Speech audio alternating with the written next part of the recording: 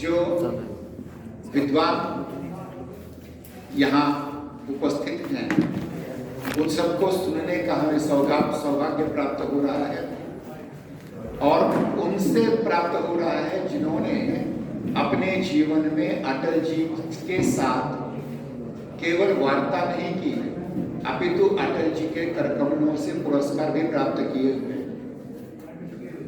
ये उनका सौभाग्य है और हमारा भी सौभाग्य है कि उस दृष्टि से उनके संस्मरण सुनना।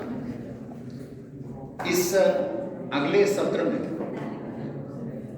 दो विद्वान यहाँ उपस्थित हुए हैं और उन दोनों विद्वानों से ये विनम्र अनुरोध है कि आपने जो विषय रखना है सामने चिंता न करे कौन है कितने हैं, उससे अधिक है जो है वो महत्वपूर्ण।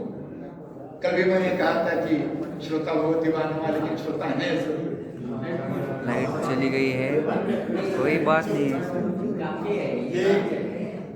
ये एक संकेत है कि भूख लगी है शायद सभी को।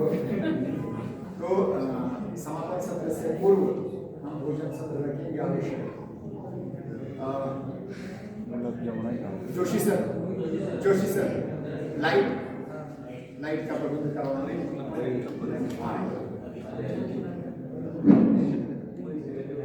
व्यवस्था बहुत पंक्चुअल है क्योंकि हमारा पहला सत्र आज हमने समय पर शुरू किया, समय पर पहला सत्र समाप्त हुआ, समय से पहले समाप्त हुआ, दूसरा सत्र समय पर शुरू हुआ और तीसरा सत्र हम भोजन से पहले ले रहे हैं। देखिए, मैं बार बार इस बात को आपके सम्मुख अधोरेखित करना चाहूंगा कि अटल जी पर जितना बोले उतना कम।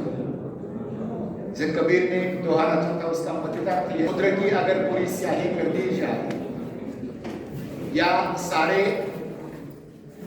वन की बांस एकत्र करके लेखनी बना दी जाए फिर भी गुरुओं के मुंह को लिखा नहीं जा सकता, वैसे ही अटल जी एक ऐसे व्यक्तित्व है कि जिनको शब्दों में कोई बात नहीं सकता।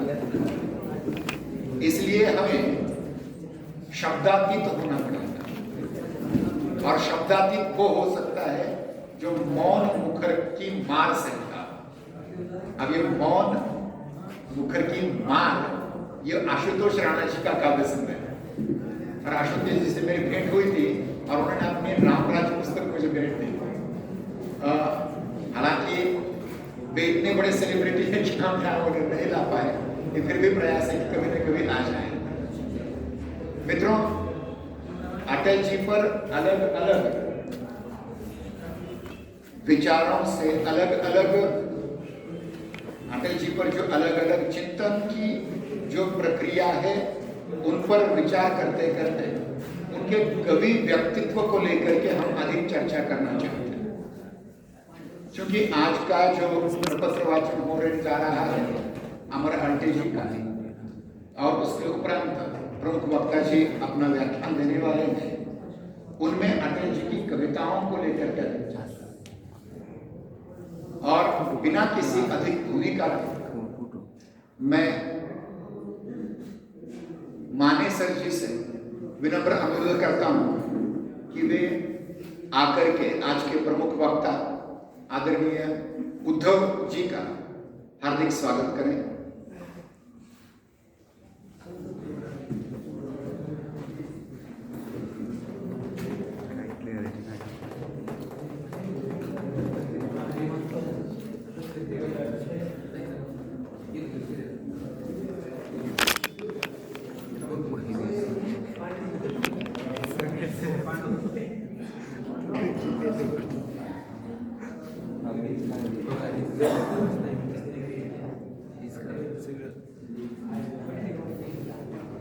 आदरणीय उद्धव जी पनवेल के महाविद्यालय से पधारे हुए हैं और उन्होंने बहुत ही अच्छा शोध निबंध लिखा हुआ है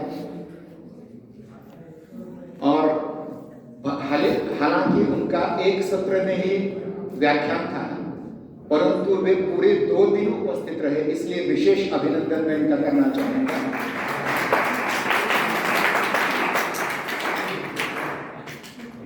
इसके उपरांत में अंग्रेजी विभाग के गरुड़ सर से विनती करता हूं कि आप आज के प्रपत्र वाचक अमर आल्टे जी का भी सत्कार करें।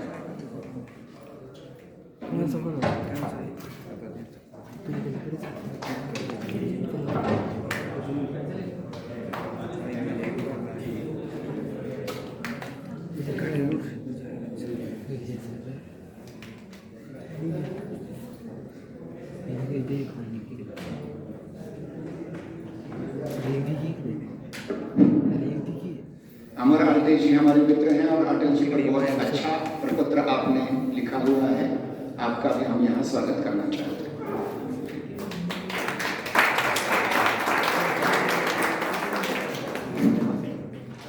मैं मकरंद चौधरी सर जी से विनती करता हूँ कि आज के हमारे आभार प्रदर्शक डॉक्टर मारुति पूरे सर जी का सत्कार करें।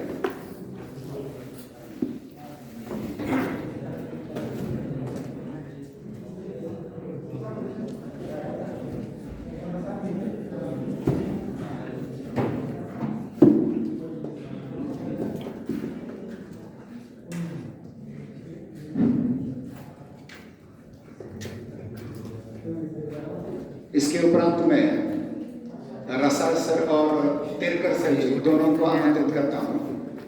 तिरकर सर जी का सत्कार रह गया था।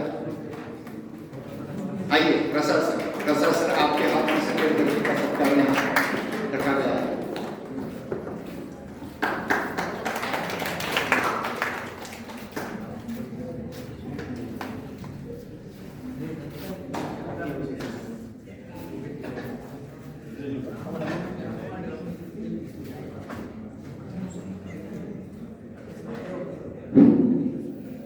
करतल ध्वनि से इन सभी का स्वागत करें।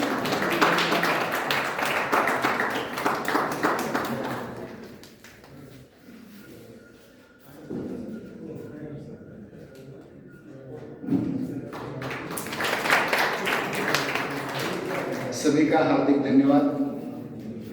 इसके उपरांत में अमर आल्टे जी से विनम्र निवेदन करता हूं कि वे अपना शोध निबंध यहाँ प्रस्तुत करें। डॉक्टर अमर आल्टे जी।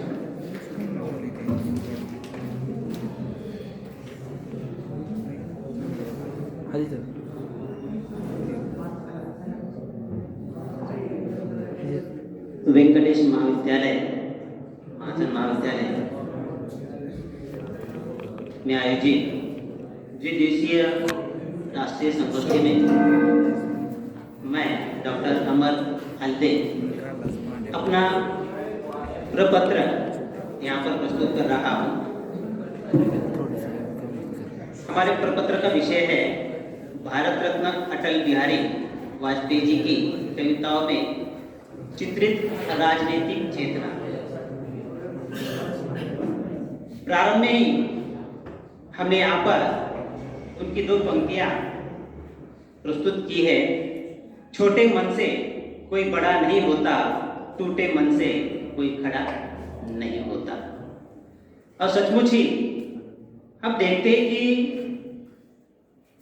राजनीति की प्रक्रिया में यदि हमें मजबूती के साथ खड़ा रहना है तो हमारा मन विशाल होना चाहिए, और जहां पर हम कहीं टूटे मन से खड़े होते हैं तो भी हम बड़े यहां पर नहीं हो सकते। और जब हम अटल जी को देखते हैं तो उनके नाम में ही अटल है, यानी यहां पर ऐसी कोई मुश्किल उनके सामने टिकती ही नहीं है। ऐसे वे यहां पर हमें नजर आते हैं।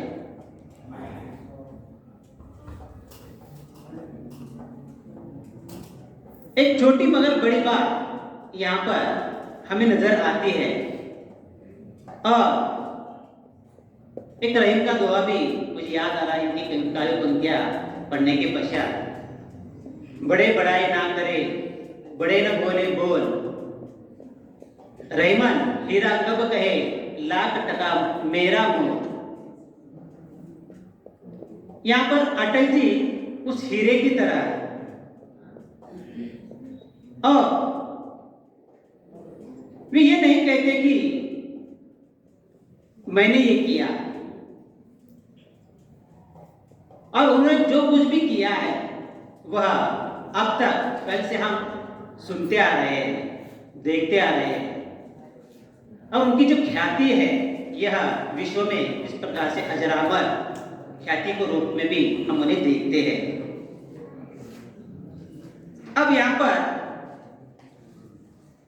अटल जी एक राजनीतिक विचारधारा से जुड़े हुए हमें नजर आते हैं, लेकिन सबसे पहले वे कवि हैं और कवि होने के नाते उनका जो दायित्व है वह खूबी उन्होंने निभाया हुआ हमें नजर आता है। समाज की जो कुरीतियां हैं या कुपद्धतियां हैं, ये आज हम देखते हैं कि किस प्रकार से यहां पर विपक्ष में रहते हुए भी अपनी बात को प्रखरता के साथ वे किस प्रकार से रखते थे। उनकी कुछ काव्य पंक्तियां यहां पर मैं प्रस्तुत करूंगा।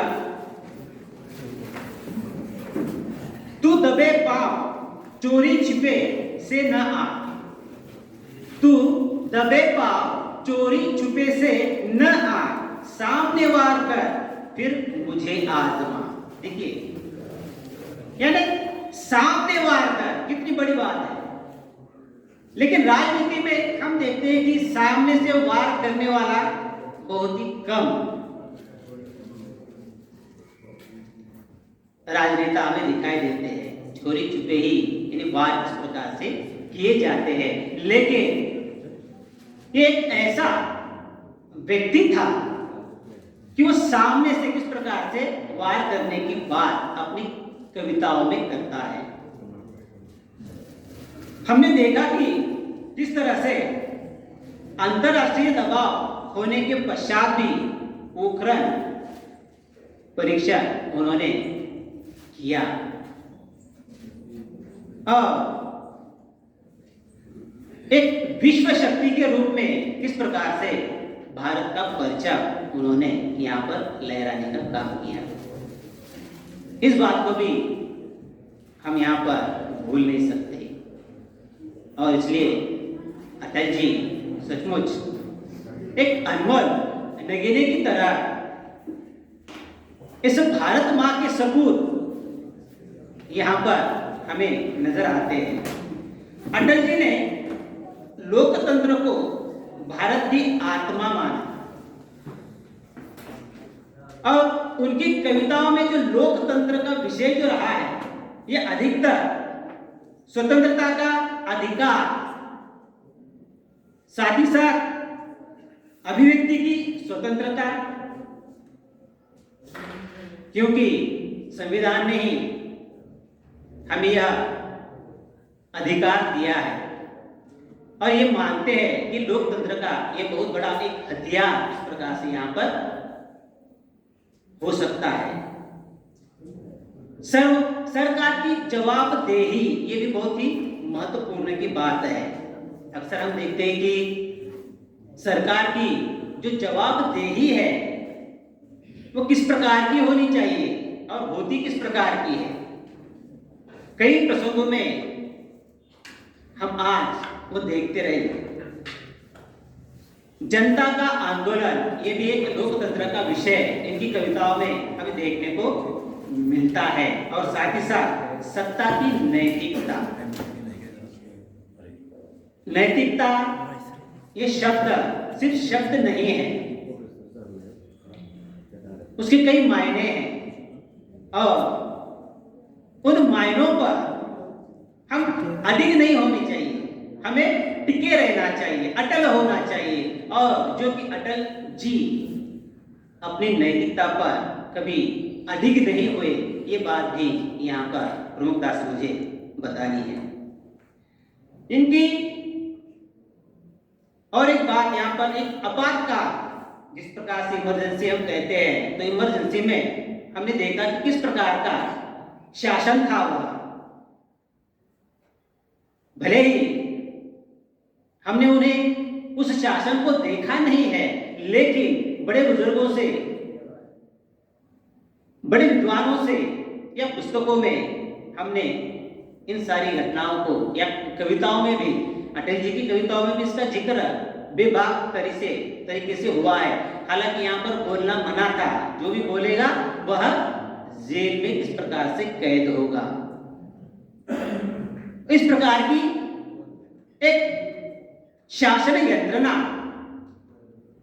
उस समय पर चली थी, और इसलिए इमरजेंसी का नाम लेते ही इस प्रकार से आज भी कईयों के रोंगटे खड़े हो जाते हैं। और यहाँ पर इसी को लेकर कई बार उन्होंने बेबाकी से यहाँ पर इस शासन की आलोचना अपनी कविताओं के माध्यम से की है। यहाँ पर चंद कविताएं की पंक्तियां मैं यहाँ पर पढ़ना चाहूंगा। अनुशासन के नाम पर अनुशासन का खून, अनुशासन के नाम पर अनुशासन का खून, भंग कर दिया संघ को कैसा चढ़ा जुनून, कैसा चढ़ा जुनून मातृ पूजा प्रतिबंधित, उल्टा करती केशव कुल की कीर्ति कलंकित, कह कैदी कविराय तोड़ कानूनी कारा, गूंजेगा भारत माता की जय का नारा। यानी निश्चित रूप से इस प्रकार की बात कहने के लिए साहस लगता है, और यह साहस यहाँ पर अटल जी में हमें देखने को मिलता है।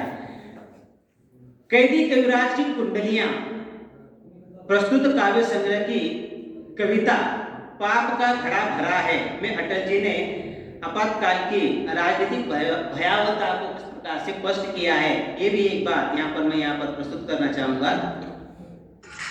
जन्म जहां कृष्ण का वहां मिला है थौर, पहरा आठों धाम का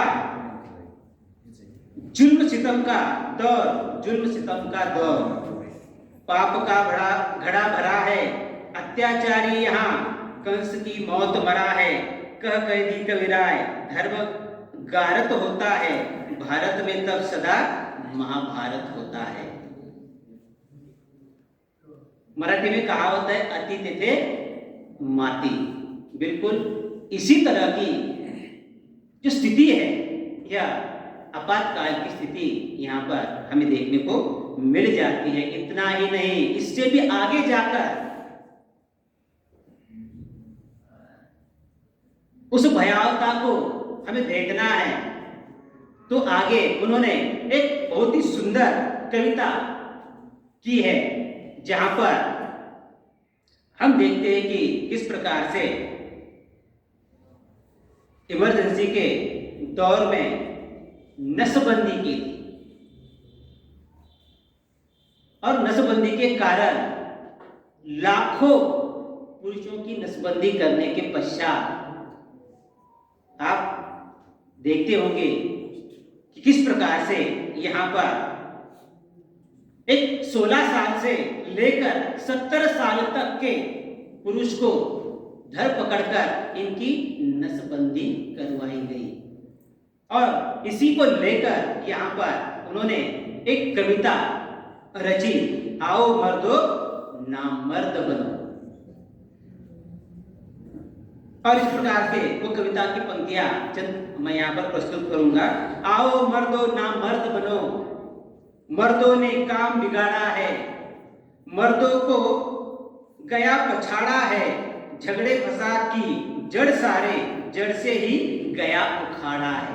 देखिए नसबंदी से तात्पर्य क्या है, उसे मर्द बनने के जड़ से ही किस प्रकार से यहाँ पर उखाड़ दिया गया हो, क्योंकि अब वह सृजन नहीं कर सकता, कुछ नया निर्माण नहीं कर सकता। ये भी एक बात इस प्रकार से यहाँ पर हमें देखने को मिल जाती है। मर्दों की तूती बंद हुई, मर्दों की तूती बंद हुई, औरत का बजा नगाड़ा है। अभी औरत कौन है ये आप भली भांति जानते हैं। गर्मी छोड़ो अब सर्द बनो, आओ मर्दो नामर्द बनो। देखिए, जिस पर गुजरती है वही जानता है इसका दर्द किस प्रकार का हो सकता है। और यह जो दर्द है निश्चित रूप से जिसने भुगता है वह भली भांति जानता है। और इन सारी घटनाक्रमों को देखने के पश्चात हम भी आज की तारीख में सहम जाते हैं, तो वो दौर आखिर किस प्रकार का होगा यह देखते ही बन जाता है। राजनीति में जहां शब्द अक्सर हथियार बनते हैं, वहां अटल बिहारी वाजपेयी का कविमन उन्हें भावनाओं का संवाहक बना देता था। उनका व्यक्तित्व जितना प्रखर था उतनी ही उनकी कविताएं गूंजती थी। कभी जीवन के संघर्ष को स्वर देती, कभी देशभक्ति का ओज भरती थी। साथ ही अटल जी की राजनीतिक पारी तो जग जाहिर है, परमाणु परीक्षण जैसे साहसिक फैसले लेने वाले अटल जी की कविताओं में भी उनके इन हौसलों की महक महसूस की जा सकती है। उनकी कविताएं मन को झंकृत करती है। वह लिखते हैं कि प्राणपन से करेंगे प्रतिकार, समर्पण की मांग अस्वीकार, दांव पर सब कुछ लगा है, रुक नहीं सकते, टूट सकते हैं, मगर हम झुक नहीं सकते, मगर हम झुक नहीं सकते। यहाँ पर संयोजक ने हमें हमारा प्रपत्र वाचने पढ़ने का जो मौका दिया है, इसलिए हम उनके शतशः आभारी है। और जो कुछ मेरे मुख से यदि कुछ गलत बात निकल गई है तो एक छोटा सा एक आपका ही एक इतना सा छोटा सा सेवक के रूप में मुझे आप माफ कर सकते हैं। धन्यवाद।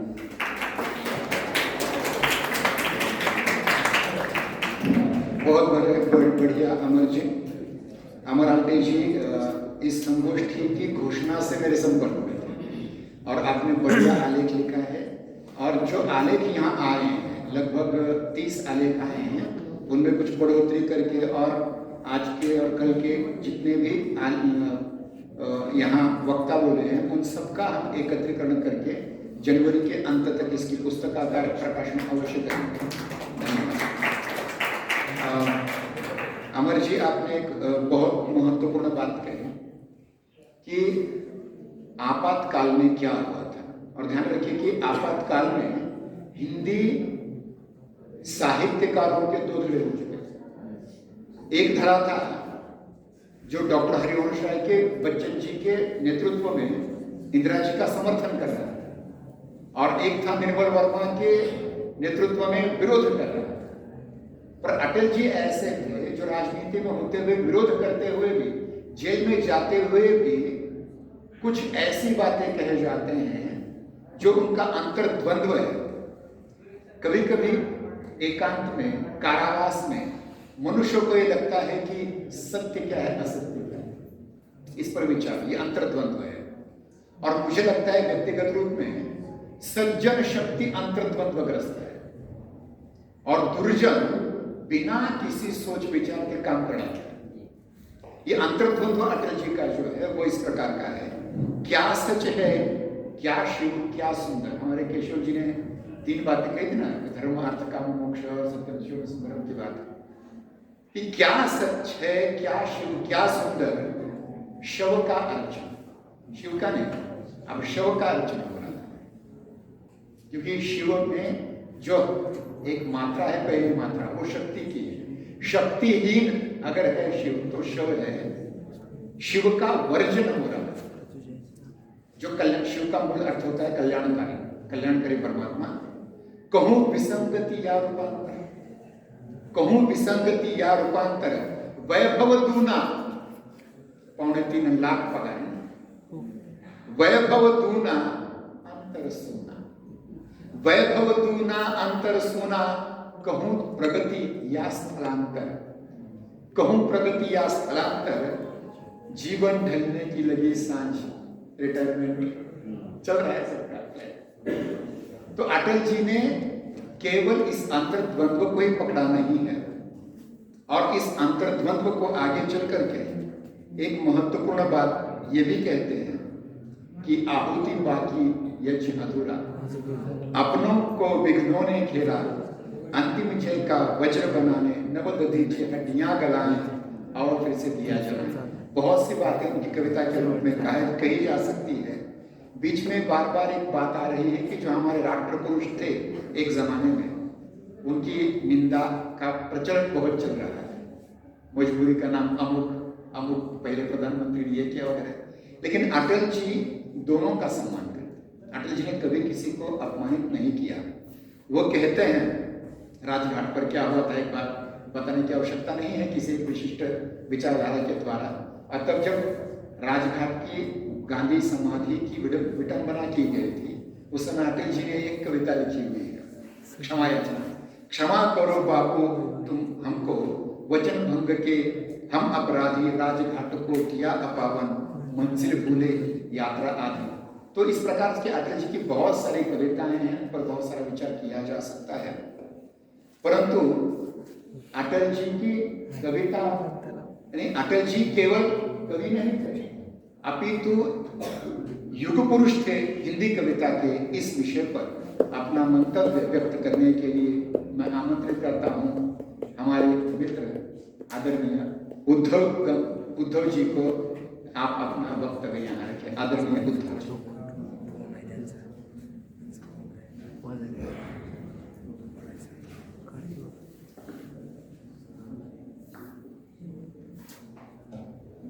मंच पर उपस्थित और मंच के सामने उपस्थित दोनों महानुभावों को मेरा प्रणाम। विनोद जी की चिंता आज थोड़ी कम हो गई है, क्योंकि थोड़ी बहुत संख्या आज उपस्थित है और बोलने वाले वक्ता थोड़े उत्साह में है। वेंकटेश महाराज वरिष्ठ महाविद्यालय के हिंदी विभाग अध्यक्ष और आज के इस अंतर्राष्ट्रीय संगोष्ठी के संयोजक विनोद जी ने बड़ी तन्मयता से, बड़ी मेहनत से सभी विद्वज्जनों को यहाँ पर एकत्रित करके अटल बिहारी वाजपेयी जी के संबंध में, उनके राजनीतिक, सामाजिक, साहित्यिक और एक वाणी के, प्रेमचंद जी को कहा जाता था वाणी के डिटेक्टर, तो उसी प्रकार वाणी के ऊपर प्रभुत्व जिसका, उसके संबंध में बोलने के लिए हमको यहाँ पर मौका दिया। कल भी एक बात चल रही थी और आज भी एक बात मंच से कही गई। प्रोफेसर डॉक्टर देविदास सर जी से कि जब अटल बिहारी वाजपेयी जी पंतप्रधान थे और बहुमत साबित करने का संसद के अंतर्गत एक प्रसंग उपस्थित हुआ, तब एक मत से उनकी सरकार गिर गई और उन्होंने उसको मान्य किया, सहज स्वीकार किया, क्योंकि उनके समक्ष 2-3 पार्टियां ऑलरेडी तैयार थी कि इनको तोड़कर आपकी सरकार बना सकते हैं। लेकिन उनकी नीतियां, सिद्धांत उनको वो करने के लिए तैयार नहीं थे और उन्होंने नहीं किया। वो एक मत जिसने नहीं दिया और जिसके कारण वह सरकार गिरी, उस कॉलेज से मैं प्रोफेसर उद्धव भंडारे, चामुकाना ठाकुर कला वाणिज्य और विज्ञान महाविद्यालय के संस्थापक अध्यक्ष श्री रामशेठ ठाकुर जी के कॉलेज का मैं प्रोफेसर हूं, जिन्होंने मत नहीं दिया और अटल बिहारी वाजपेयी जी की सरकार गिर गई, क्योंकि 2 बार आया तो उत्तर मुझे देना सहज था। लेकिन उनकी दानशूरता, उनका सामाजिक भान रामशेठ ठाकुर जी का भी बहुत बड़ा है। सातारा कॉलेज के अंतर्गत जो कर्मवीर बाबूराव पाटिल का कॉलेज है, पूरा कॉलेज अपनी देनगी के आधार पर उन्होंने वो बिल्डिंग खड़ा कर दिया है और सभी प्रोफेसर लोगों को किसी भी चीज़ की कमी होने नहीं देता है। शिक्षा क्षेत्र के लिए उनका ये योगदान बहुत बड़ा है। इसलिए मुझे ये क्लियर करना पड़ा कि वो इसके लिए जिम्मेदार हमारे साहब थे और उन्होंने भी अपनी नीति के आधार पर उन्होंने कहा कि मैं एक मत देने के लिए आपको तैयार नहीं हूं। ये प्रसंग और मुझे बताना आवश्यक था। एक और प्रसंग के आधार पर मैं अपने वक्तव्य को आगे बढ़ाना चाहूंगा, क्योंकि युग पुरुष ऐसे ही कहे नहीं जाते। युग पुरुष तब बना जाता है अपने जीवन काल में ऐसे कुछ माइलस्टोन तैयार करने पड़ते हैं जिसके आधार पर आने वाली पीढ़ियां अमल कर सके और उसके ऊपर समाज गर्व कर सके। ऐसे माइलस्टोन तैयार करने वाले व्यक्ति ही युग पुरुष बन सकते हैं और उनकी गिनती की जा सकती है। उसमें से एक माइलस्टोन अटल बिहारी वाजपेयी जी, और मैं खुद कहता हूं कि मेरे संस्थापक वो भी माइलस्टोन हैं, वो भी युग पुरुष हैं, जिन्होंने इनके भले साइंटिफिक नहीं है लेकिन सामाजिक है 100%, वो भी एक माइलस्टोन है। कोकण का पूरा पट्टा जो आता है शिक्षा क्षेत्र में, उनका नाम लिए बगैर आगे नहीं बढ़ता है। और किसी भी प्रोफेसर को किसी भी महाराष्ट्र का किसी भी कोने का व्यक्ति अगर कोकण में आता है और क्वालिफाई होता है और इंटरव्यू देता है, बिना पैसे का 5 पैसे का लिए अपनी संस्था के अंतर्गत प्रोफेसर बनाते हैं। ये उनकी खासियत है, उनकी ये लोग इसीलिए नाम लेते हैं। नहीं तो इधर आने के बाद, ऊपर आने के बाद क्या हालत है, इससे वाकई मैं अच्छी तरह से। एक कहानी है, ये की बगैर नहीं आगे जाया जा सकता।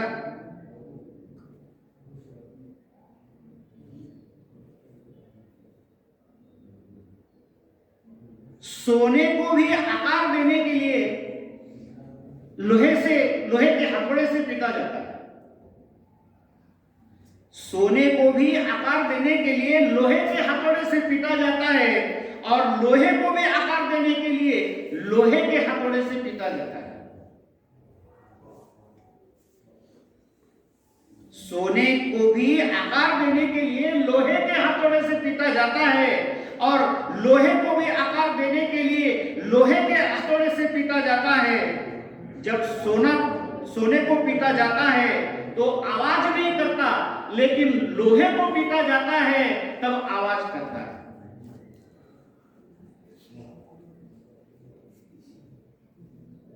तब सोना लोहे को कहता है,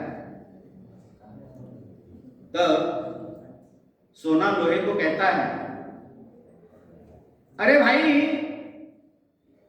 मुझे जो लोहे के हथौड़े से पीटा जाता है तो मैं चिल्लाता नहीं, लेकिन तुझे लोहे के हथौड़े से पीटा जाता है तो चिल्लाता है। ऐसा क्यों होता है? तब लोहा सोने को लाजवाब उत्तर देता है और कहता है, भाई, तुझे लोहा पीटता है जो तेरा कोई भी नहीं लगता। भाई, लोहा जब तुझे पीटता है तो वो तेरा कोई नहीं लगता, मुझे अपना पीटता है, और जब अपने पीटते हैं तो दर्द बहुत होता है। इसलिए मैं चिल्लाता हूं, दुनिया जब कुछ कहती है तो इतना दर्द नहीं होता, लेकिन जब अपने अपनों से बोलते हैं तब बड़ा दर्द होता है। अटल बिहारी वाजपेयी को भी उन्होंने 4 पंक्तियां कही है, और उस 4 पंक्तियों में एक पंक्ति आई है अपनों के बारे में, और उन्होंने कहा है, आहुति बाकी यज्ञ अधूरा। 4 पंक्तियों में एक पंक्ति है इस दर्द की। आहुति बाकी यज्ञ अधूरा, अपनों ने घेरा, अपनों के विघ्नों ने घेरा, अंतिम जय का वज्र बनाने नवदनीची हड्डियां गलाए। ये 4 पंक्तियां उसके अंतर्गत आती हैं। जो दर्द सहता है उसी के मुख से कविता प्रस्फुटित होती है। पहली कविता जब निर्माण हो गई तब क्या हो गया, केवल मुंह से आहा निकली होगी और कविता बन गई होगी। ये उदाहरण और ये कहानी लोहे की और सोने की अटल बिहारी वाजपेयी के ऊपर लागू होती है।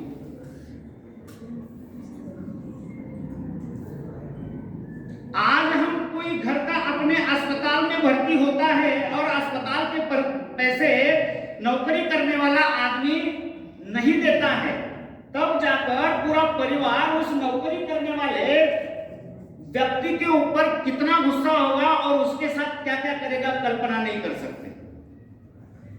भाई नहीं बोलता है, भाभी नहीं बोलती है, चाचा नहीं बोलता है, चाची नहीं बोलती है, नौकरी से घर आता है, आंगन में खड़ा रहना पड़ता है, कोई पानी नहीं देता है, तिरस्कृत नजरों से देखा जाता है। एक प्रोफेसर की हालत ये हो सकती है नौकरी से घर जाने के बाद। अटल बिहारी वाजपेयी मध्य प्रदेश में जब गैस का वितरण कर रहे थे, तब जाकर अपने परिवार को जब उन्होंने गैस का कनेक्शन नहीं दिया तो उनकी हालत क्या हो गई। गुपचुप रूप से, सामने तो नहीं लेकिन गुपचुप रूप से कितना हो रहा हो। इसका दर्द उनके मन में था, इसकी पीड़ा उनके मन में थी, लेकिन लोह पुरुष के रूप में उनको अनेक बिंदुओं को देखा जा सकता है।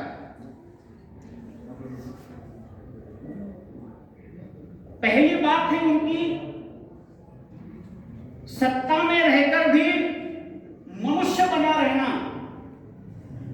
यह लोह से युग पुरुष से बहुत बड़ी बात।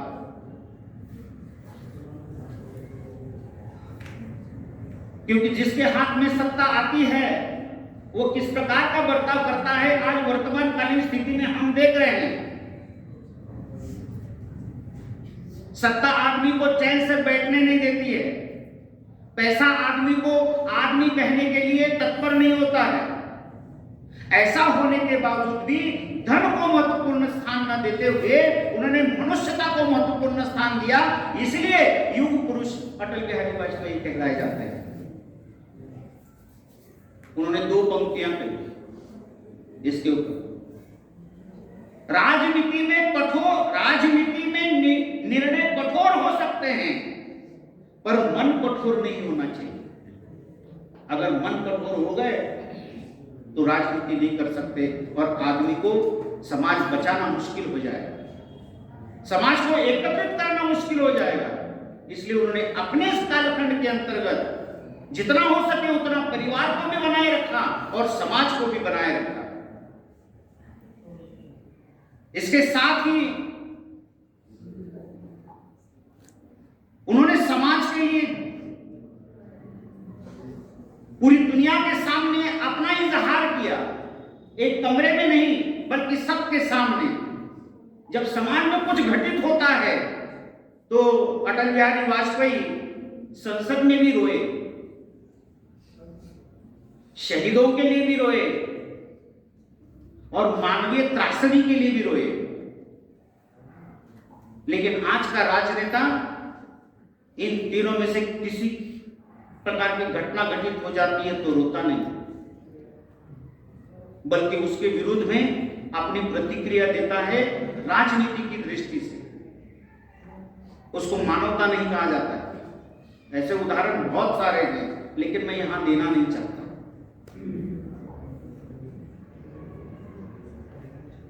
सुनने वाले अगर प्रगल्भ होते, ये बताए हुए उदाहरण सुन लेते और उसको मान्य कर लेते, लेकिन आज वर्तमान कालीन स्थिति में वो उदाहरण देने के बाद सुनने वाला वो मान्य करेगा और सहज रूप से साथ में लेके चला जाएगा, इसकी गारंटी नहीं। बहुत अच्छा। डर लगता है।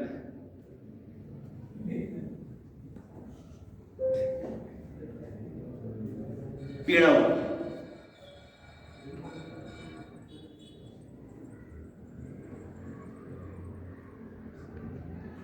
क्योंकि ज्ञानी आदमी जब परेशान हो जाता है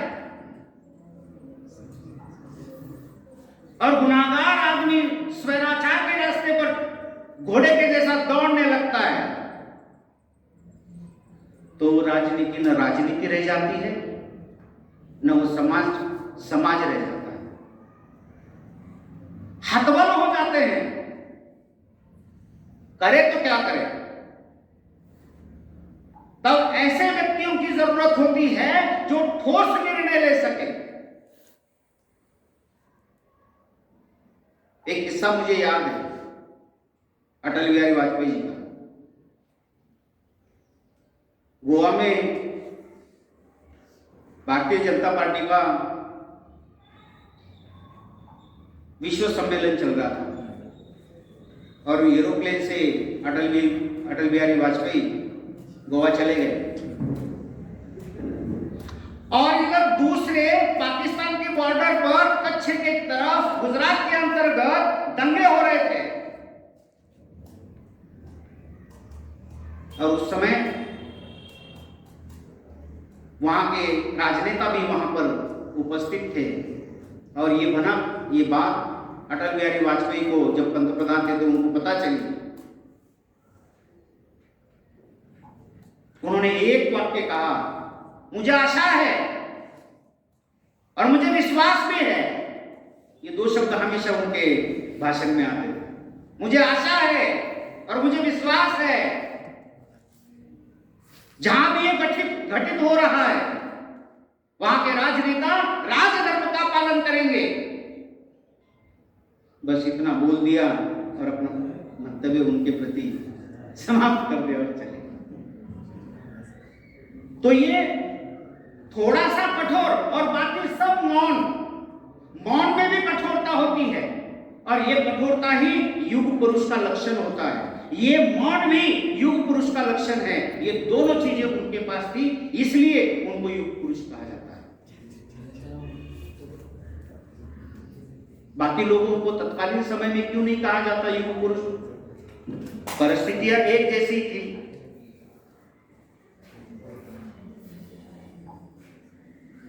इनका समाज के प्रति मार्ग अलग था, सोच अलग थी। इनकी जाति और धर्म के प्रति, लोगों के प्रति विचार और मत अलग था। भारत देश और राष्ट्र के प्रति इनके विचार और दृष्टि अलग थी। इसकी वजह से उनको युग पुरुष कहा जाता है। इन्होंने स्वार्थ के कारण अपने पैसों से घर नहीं भरे, स्वार्थ के कारण अपने घर वालों को इन्होंने नौकरियां नहीं दी, समाज का और देश का दायित्व निभाया और लोगों को सोचने के लिए मजबूर कर दिया कि राजनीति ऐसी भी की जा सकती है, लोकतंत्र को ऐसे भी बचाया जा सकता है। अटल बिहारी वाजपेयी ने लोकतंत्र को जिंदा रखा है और लोकतंत्र का जिंदा रहना उस देश के आदमी का जिंदा रहना और संवेदनशीलता का प्रतीक है। दूसरा एक पक्ष है, उनको लोह पुरुष इसके वजह से भी कहा जाता है, वह अपने पक्ष के तो नेता थे ही थे, लेकिन साथ में वे विपक्ष के भी नेता थे। इसके वजह से भी उनको युग पुरुष कहा जाता है। नहीं तो आज घर में दो भाइयों का अगर झगड़ा लग गया, गली में और घर में, क्या कैसे कैसे बर्ताव दो भाइयों में होता है, विचार कर लेना। संपत्ति को लेके, धन को लेके, जमीन को लेके, घर के बंटवारे को लेके, पिताजी को और माताजी को संभालने को लेकर,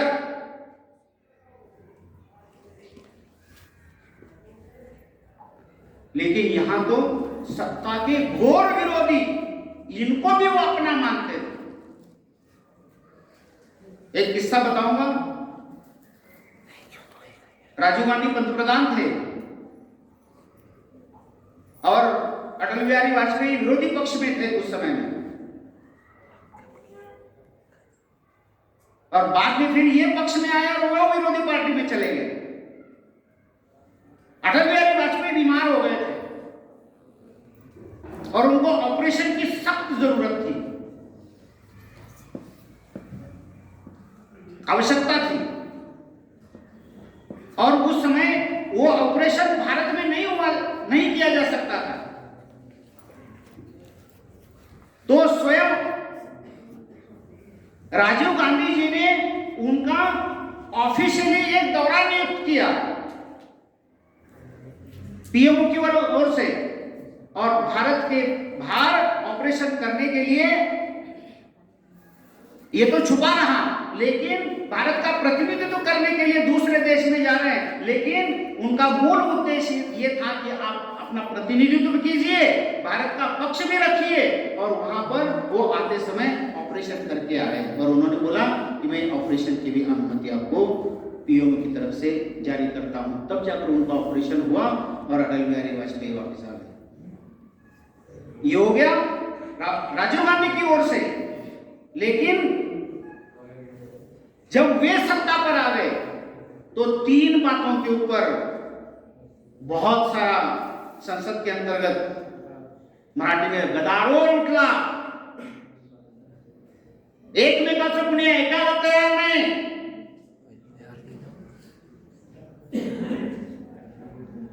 तीन गोष्टीवरती राजीव गांधींच्या समोर विरोधी पक्ष असताना त्यांनी आपला पक्ष ठेवला, उन्होंने अपना पक्ष रखा। एक था चीन के संबंध में अपना पक्ष रखा,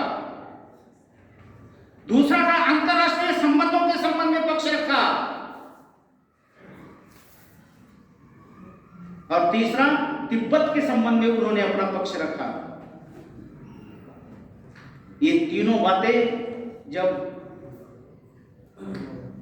संसद में रखी गई, इतनी अच्छी तरह से उन्होंने अपनी बातें रखी तो पूरी की पूरी संसद तालियों से उनका स्वागत करने लगी। बल्कि पक्ष के तो करने ही लगे, लेकिन उनके पक्ष को विपक्ष के तो करने ही लगे, लेकिन साथ में पक्ष वाले भी जो सत्ता में बैठे हैं वो भी तालियों से उनका स्वागत उन बातों के ऊपर करते हैं।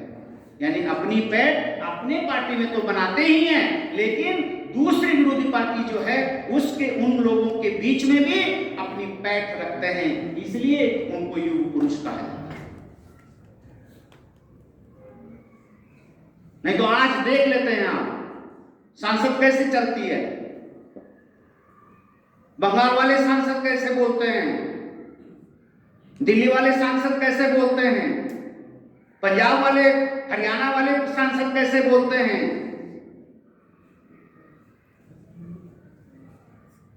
बाहर आने के बाद एक दूसरे का मुंह देखने लायक बोलना शुरू हो जाता है, मुंह नहीं देख पाते, इसलिए कितने निचले स्तर पर जाकर एक दूसरे से सांसद संसद में बात करते हैं। उसके बाद है तीसरी बात है जो युग पुरुष उनको कहलाता है। उन्होंने राजनीति के लिए अपनी कविता को कभी मरने नहीं दिया। कभी समाप्त होने उसको जिलाए रखा, जिंदा रखा। अटल बिहारी वाजपेयी राजनीति के भीतर कवि बने रहे। सत्ता ने उनकी कविता कभी भी नहीं छीनी, कविता ने उनकी सत्ता को संवेदनशील बनाया। अब संवेदनशील आदमी बनना बहुत मुश्किल है, भावनाशील आदमी बनना बहुत मुश्किल, बहुत मुश्किल। मैं अपना एक किस्सा बताऊंगा, लेकिन वास्तविक है, सबके घर में। मैं घर में सबसे बड़ा, माता पिता से थोड़ा अटैचमेंट ज्यादा। खेती का हो गया बंटवारा, तब ये बंटवारा हो गया, तब मैं भावुक हो गया। तब छोटा भाई बोलता है, भैया यहां मेरे सामने भावुक जरूर होना, लेकिन माता पिता के सामने बंटवारे के समय में भावुक मत होना, संवेदनशील मत होना, डट के सामना करना। लेकिन मुझसे होता ही नहीं। जब भी उनका चेहरा देखता हूं, सामने जाता हूं, तो भावुक होता हूं, संवेदनशील होता हूं। बाहर आने के बाद और छोटे भाई की डांट खानी पड़ती है। यानी आज संवेदनहीन व्यक्ति बनते जा रहा है। किसके लिए? पैसे के लिए, संपत्ति के लिए, धन के लिए, सत्ता के लिए। ये इसमें से कौन सी भी बात अटल बिहारी वाजपेयी जी के साथ लागू नहीं होती है। उन्होंने सब छोड़ दिया। डॉक्टर बाबा साहब आंबेडकर के भाई ने भी झगड़ा किया था, संपत्ति के लिए, धन के लिए, घर के लिए, घर में रहने वाले बर्तन के लिए। बाबा साहब ने बोला, जितना लेना तुझे ले ले, मैं चला इस घर से बाहर। वही आदमी जो भावनाशील होता है, संवेदनशील होता है, वही क्रिएटर होता है, कुछ कर गुजरता है। धन के लोलुप में लिप्त आदमी कोई भी क्रिएशन नहीं कर सकता है, कुछ क्रिएट नहीं करता है। बस खाता, आराम से बैठता है और आजू बाजू वाला ही अपना विश्व समझता है।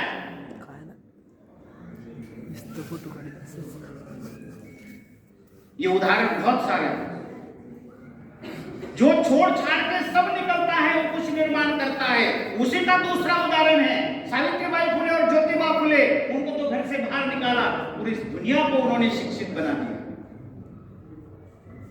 ये निर्माण करता बनता है और ये देश के निर्माण करता है। इसीलिए ये कवि बन गए।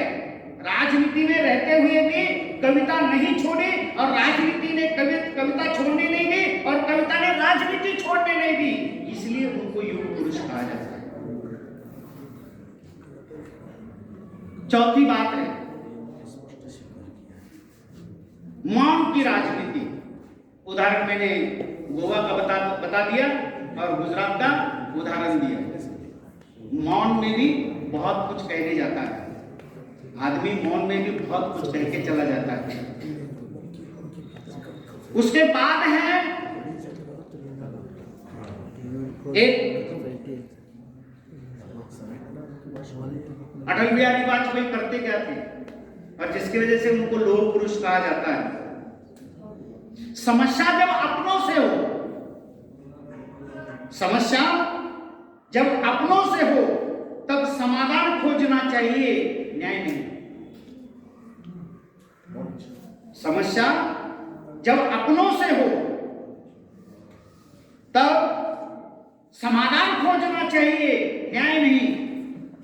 क्योंकि न्याय में केवल एक खुश होता है, दूसरा नाराज। तब इस समाधान में दोनों की दोनों खुश होते हैं। ये अटल बिहारी वाजपेयी।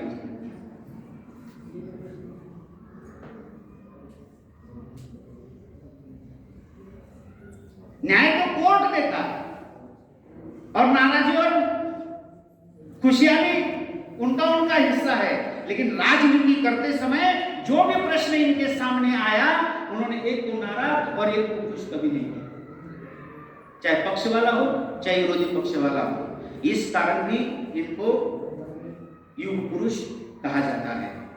2 दिन हुआ, किसी ने भी और एक भी कविता उनकी पूरी की पूरी बोला नहीं।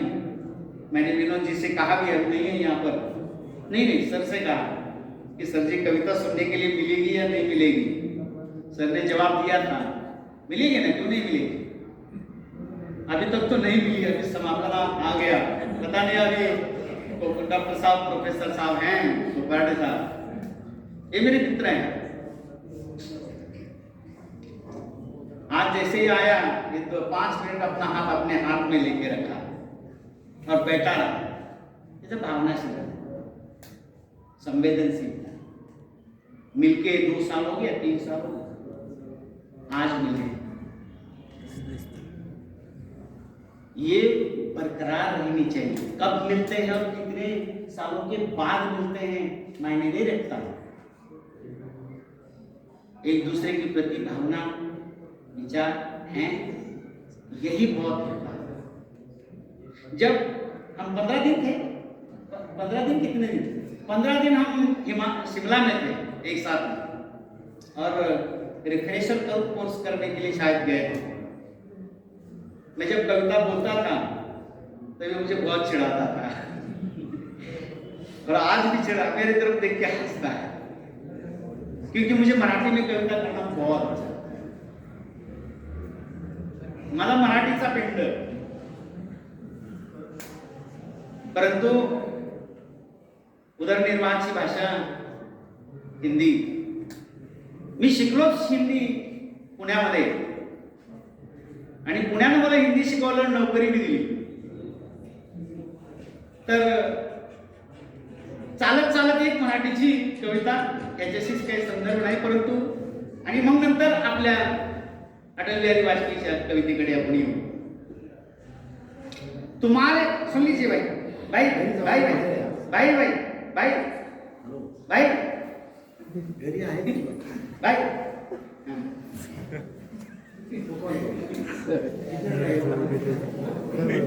तुम्हारे कब्र पर खड़े होकर जब मैं तुम्हारा नाम पढ़ता हूं,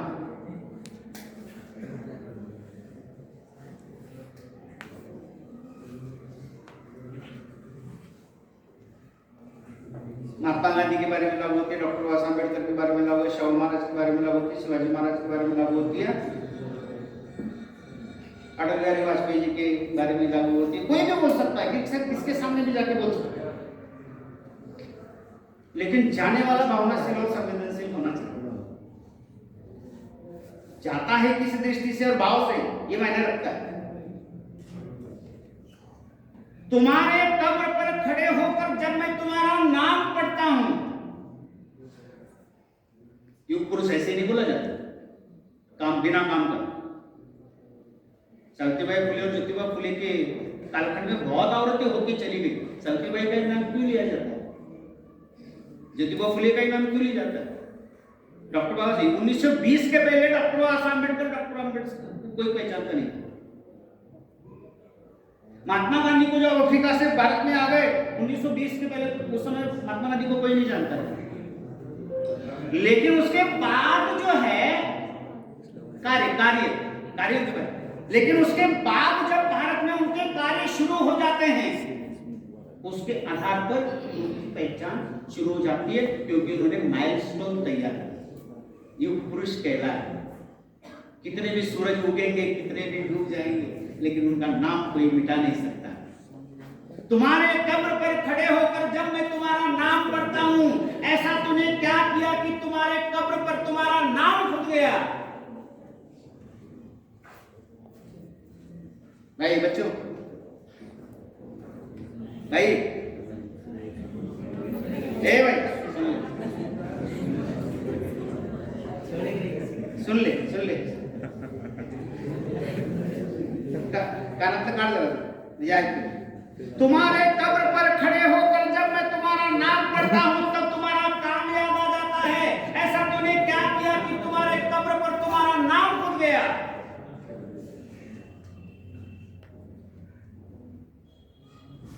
मैं भी तुम्हारी तरह काम करना चाहा।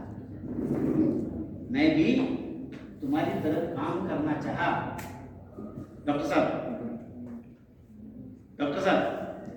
मैं भी तुम्हारी तरह काम करना चाहा। पूरा सुन रहा हूँ आपका एक एक शब्द। बहुत बहुत धन्यवाद, बहुत बहुत धन्यवाद। तुम्हारी तरह मैं भी काम करना चाहा। लोग बदले, समाज बदला, नीतियां बदली, धारणाएं बदली।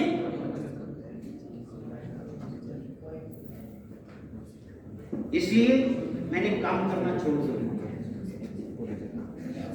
क्या करूं फिर? हार जाता है। मैं माइलस्टोन थोड़ी हूं, मैं अपनी प्रतिक्रिया दे रहा हूं, आप अलग से दे सकते हैं।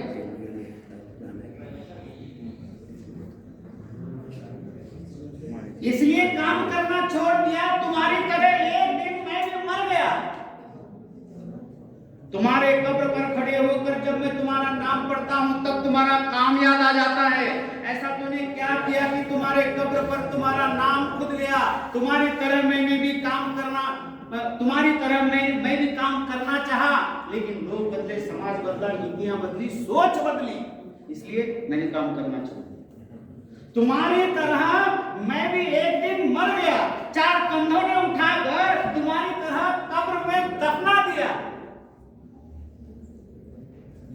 इनके साथ मरने के बाद तो दफना की, जलाते।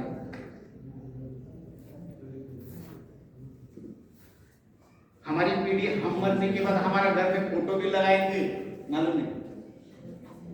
हमारे बच्चे आज अटल बिहारी वाजपेयी जैसे लोग, जैसे कीर्तिमान भारत रत्न प्राप्त होने के बाद इसलिए हम याद करते हैं, क्योंकि वो भावनाशील है, संवेदनशील है, समाज के प्रति दायित्व है, दायित्व बोध है, इसलिए हम नाम लेते हैं। हमारे घर में हमारे बच्चे मरने के बाद फोटो भी लगाएंगे। अरे कलर खराब हो जाएगा यार, फोटो निकाल देना। असंवेदनशील समाज, कलर खराब हो जाएगा, ये फोटो निकाल देना। फोटो लगाने से भी कोई मतलब नहीं, कोई मतलब नहीं। वो 10वें को भी याद करके कोई मतलब नहीं, कोई मतलब नहीं। कौवा नहीं छूता, कोई कौवा नहीं छूता। पितृपक्ष इस देश में इसीलिए मनाया जाता है कि हम लोग इसे दिखा रहे हैं।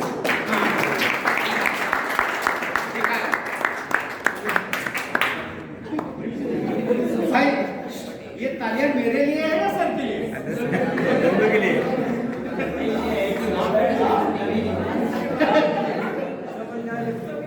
ये बच्चों, ये तालियां मेरे लिए है सर के लिए? दोनों के लिए। Very good. तुम्हारे कब्र पर खड़े होकर जब मैं तुम्हारा नाम पढ़ता हूँ तब तुम्हारा काम याद आ जाता है। ऐसा तूने क्या किया कि तुम्हारे कब्र पर तुम्हारा नाम खुद गया? तुम्हारी तरह मैं भी काम करना चाहा, लेकिन लोग बदले, समय बदला, नीतियां बदली, सोच बदली, दृष्टि बदली, जो बदलना बदल दो। दोस्तों हार जाता है कभी, इसलिए मैंने काम करना छोड़ दिया। तुम्हारी तरह एक दिन मैं भी मर गया। 4 कंधों ने उठाकर कब्र में दफना दिया, लेकिन लोगों ने उसके ऊपर का नाम पढ़ने के बजाय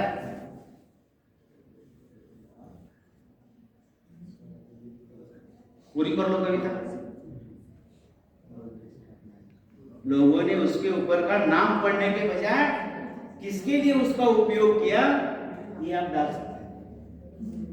मैं डालूंगा तो फिर परेशानी हो जाएगी। मेरा एक अलग दृष्टिकोण और मैंने डाल के रखा हुआ भी, लेकिन मैं यहां नहीं बोलूंगा, कोऑपरेशन को बताओ, और एक बार बताया भी, वो गुलदस्ते में रहने दो।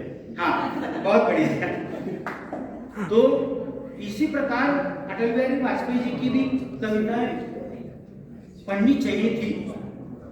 यहाँ 2 दिन में एक बार किसी की ओर से जरूरी था। ये बच्चे बाहर नहीं घूम रहे, यहाँ पे बैठ सकते थे जब आवाज शुरू हो जाएगी। थोड़ा पानी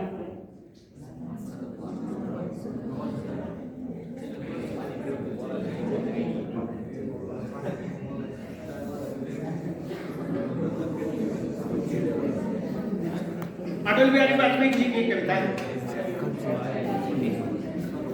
पेड़ के ऊपर चढ़ा आदमी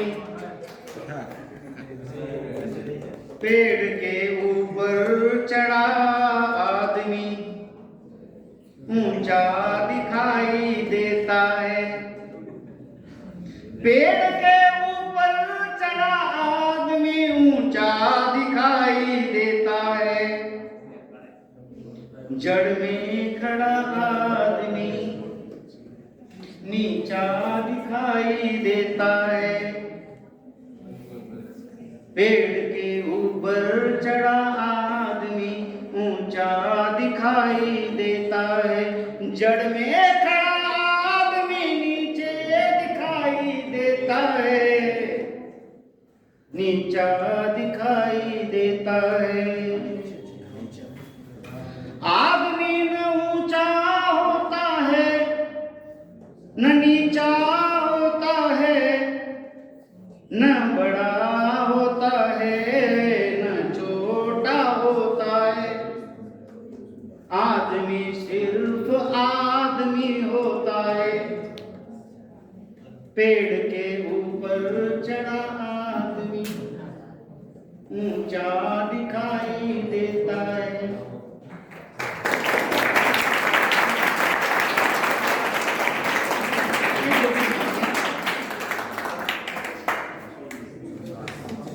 और भी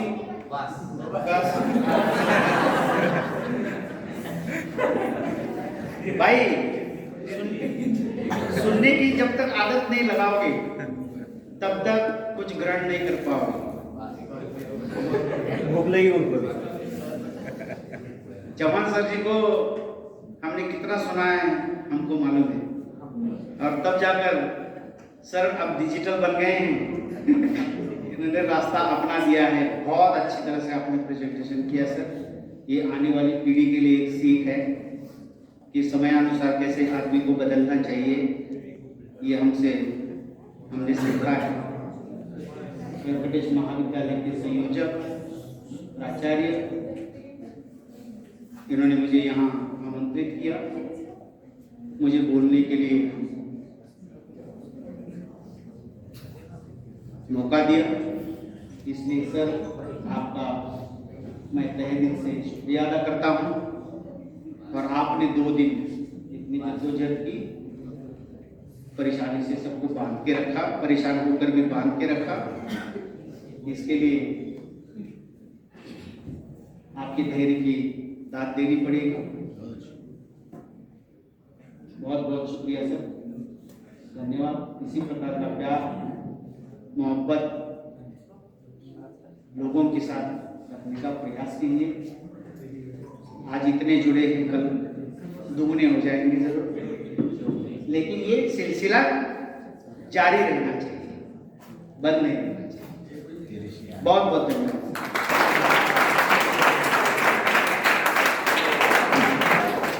बहुत बहुत धन्यवाद। आपने अपनी वाणी से हम सबका मनोरंजन भी किया। करेल मनोरंजन जो मुलांचे जडलेले नाते प्रभूशी तयाचे असं मराठी कहा गया है।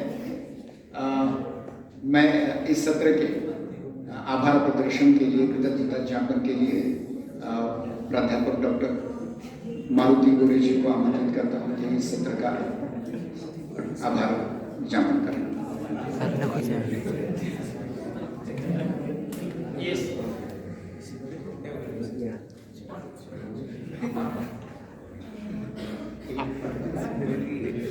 सप्तम सत्र में मार्गदर्शक प्राध्यापक डॉक्टर अमर आनंद अंजय जी हमारे सामने भारत रत्न अटल बिहारी वाजपेयी जी की कविताओं में चित्रित राजनीतिक चेतना, इसके बारे में उन्होंने मार्गदर्शन किया है। इसलिए महाविद्यालय की तरफ से मैं उनकी कृतज्ञता व्यक्त करता हूँ। आओ इस सप्तम सत्र के प्रमुख अतिथि के रूप में प्रोफेसर डॉक्टर उद्धव भंडारी जी, हिंदी विभाग, चांगू कानन ठाकुर, कला वाणिज्य और विज्ञान महाविद्यालय पनवेल, इन्होंने हमारे सामने अटल जी युग पुरुष क्यों है, युग पुरुष क्यों कहा जाता है अटल जी को, इसके बारे में बहुत बड़ी जानकारी विचार और उनके जो तत्व है वो तत्व हमारे सामने रखे। कुछ कविताएं भी हमको सुनाई, मैं उनको भी कृतज्ञता व्यक्त करता हूँ। और इस संगोष्ठी के संयोजक, इस महाविद्यालय का हिंदी विभाग, उनके भी मैं कृतज्ञता व्यक्त करता हूँ। और सभी प्राध्यापक, छात्र, इनके भी मैं कृतज्ञता व्यक्त करता हूँ। और ये सप्तम सत्र अध्यक्ष जी की अनुमति लेकर ये सप्तम सत्र समाप्त हो गया। सप्तम